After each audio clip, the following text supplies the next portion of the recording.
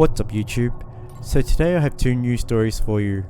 These stories were found on the True Ghost Stories forum. If you like listening to True Ghost Stories, please consider subscribing as I'll be uploading new stories every single day. And if you find any stories that you'd like me to cover, please put a link down below. And if there's anything that you do like or you do not like, please also comment below. So anyway, here's on to the first story. This is a story told to me by my older brother. All his life he seemed to attract spirits. No matter where he moved to, no matter where he was, they always seemed to find him somehow or another. This story takes place around 5 years ago. My brother, I'll call him Darren for this story, had just moved into his first apartment. It was a top apartment of a 4-story building. It was rather small, with an open plan living room, kitchen, 1 bedroom and a small bathroom. Despite the cramped space, he loved the place, as this was his first step to being truly independent. He had returned home from work one night, stepped into his bedroom, he threw off his shoes and coat and flopped onto the bed on his back. It had been a long day and he wanted nothing better than to sleep. He had the day off tomorrow and was happy at the thought of getting to sleep in for once. He turned on his side and was about to get comfortable when out of the corner of his eyes he saw a movement in between the bedside table and the drawers next to the bed. He sat up instantly on high alert. He slowly pushed himself to his feet and walked over to the bedside table. Bracing himself on the drawer, he peeked down at the gap between the tables and drawers. Nothing was there. He shrugged it off and carried on with the rest of his evening, a little more awake now than he had been before. A few nights passed without further incident, but then on the third night, as he sat in the living room watching a movie and munching on popcorn, he heard a floorboard creaking loudly behind him. His head whipped around so fast he nearly dropped a bowl of popcorn on the floor. He scanned the floor to see what had caused the noise, but again nothing was there. At this point my brother was starting to get that all too familiar feeling of being watched. Nervously he turned off the TV and headed to bed. His sleep was broken from tossing and turning a lot that night, as he was repeatedly woken up by the feeling of someone's eyes gazing at his back. He then decided to sleep with his back facing the room for this very reason. About a month passed with strange noises being heard throughout the apartment. The majority of the activity occurred at night, but on several occasions he would catch sight of a small white figure peeking right back at him around doorways during broad daylight. As I stated previously, ghost sightings were nothing new to Darren, but no matter how many creaking floorboards he heard or lights turned on by themselves he witnessed, he would get this deep, uneasy feeling in the pit of his stomach every single time. The incident came to a climax one night. About 2 months after the first incident occurred, Darren had been in the kitchen making dinner for himself and a date he had coming over. She was some girl he knew from mutual friends, and they had been dating for about 2 weeks at this point. Darren was busy at the stove, stirring the pasta he had made to go with his signature spaghetti bowls. He heard the buzzer to his apartment ring. The sound made him jump as he had been deep in thought, but realizing it was likely his date, he smiled. He turned the stove down to a low heat and went to answer the door. As per habit, he peered through the peephole. To his horror, he saw a small white figure staring up at the peephole. He lurched back and ran back to the kitchen. His chest was pounding as panic began to set in. He began tearing open drawers looking for a weapon. Upon finding a rather large kitchen knife, he let out a nervous laugh. This wasn't a physical intruder, he thought. What use would a knife be against a spirit? The buzzer started up again. It continued to ring for several seconds. Then the seconds turned to minutes. Whatever was out there wanted to be let in. Darren put the knife on the kitchen with a shaky hand, took a deep breath. He walked back over to the front door, settling himself, and with his ears hurting from the persistent loud buzzing, he unlocked and wrenched open the door. Silence followed, and there was no sign of the little white figure.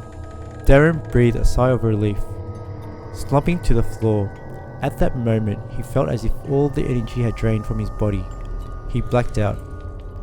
Next thing he knew, he was waking up on his bed to the sounds of someone frantically pounding on his front door. How on earth did he get back onto his bed? He shakily got to his feet, feeling slightly disorientated. He could smell burning coming from the kitchen. Remembering that he had left the stove on a low heat, he frantically ran to the kitchen, yet the stove had been turned off. The pasta had burnt slightly, explaining the smell, but someone had already turned the knob on the oven to the off position. Darren suddenly heard his girlfriend scream his name through the door. He ran to the door to let her in. No sooner had he opened it, than she was throwing herself at him. Tears were in her eyes as she clung to him. She explained that she had been trying to get a hold of him for the past hour. She had buzzed up to the apartment to be let in, but received no response. Calling Darren's mobile, she only got his voicemail. Starting to worry at this point, she had buzzed his neighbouring apartment, who, when she explained the situation, the neighbour let her into the building. She and the neighbour had been banging on his door for the last 30 minutes, yet he hadn't heard any of it. Darren moved out of that apartment about a month later into a one-bedroom house. Since then, things have been pretty quiet. He still sees the occasional dark figure or hears a creepy noise in the dead of night, but luckily whatever was haunting that apartment did not follow him to his new home. So that comes to the conclusion of the first story. So now here onto the second story. This strange and eerie event happened when I was 12 years old, so I was pretty young at the time. My mother and I decided to buy tickets to a WWE live event. This event was located at the UTEP at the Don Haskins Centre. I am 13 now, and I can still remember everything so clearly about this terrorizing event. It was spring at that time, and me and my mum and my best friend, who had decided to go to our first professional wrestling event. We had planned to stay for 5 days at a hotel since there were 5 shows.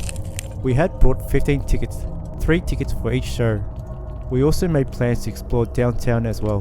We had arrived at the Marriott Hotel, which was the hotel we were staying at, and all 3 of us were pumped and excited.